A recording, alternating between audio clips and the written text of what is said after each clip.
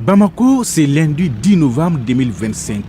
La capitale malienne, dans toute sa splendeur, vit, respire et vit à l'image de toutes les grandes villes du monde.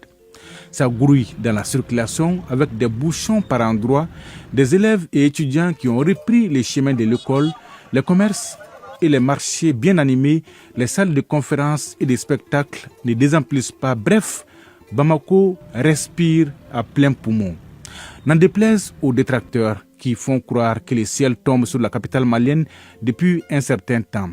Les communiqués des pays occidentaux invitant leurs ressortissants à quitter le Mali restent sans effet. C'est une cabale qui est lancée par de nombreux médias occidentaux pour discréditer notre pays.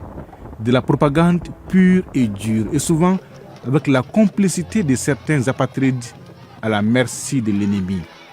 La question que l'on se pose est de savoir pourquoi donc toute cette cabale médiatique contre notre pays.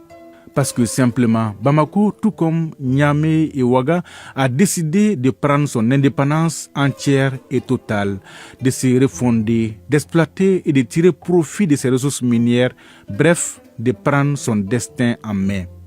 Un fait dont se refusent à croire beaucoup de chancelleries occidentales et même certaines organisations sous-régionales. Sinon, comment comprendre le silence assourdissant de ces organisations promptes souvent à donner des leçons de vie aux autres, mais qui restent muettes face à ces problèmes de sécurité collective qui transcendent les frontières du terrorisme? C'est une évidence. Bamako et au-delà l'AIS constituent la dernière digue qui résiste à tous les assauts et empêche l'effondrement.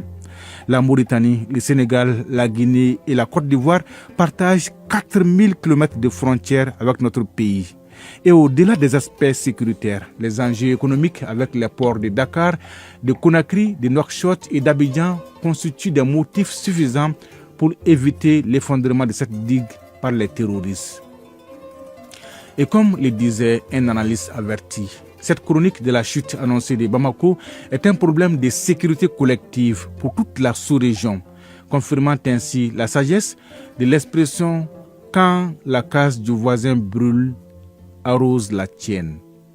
De toutes les façons, les Maliens ne sont pas dupes. Ils ont foi en l'avenir de leur pays et ont confiance en leurs autorités.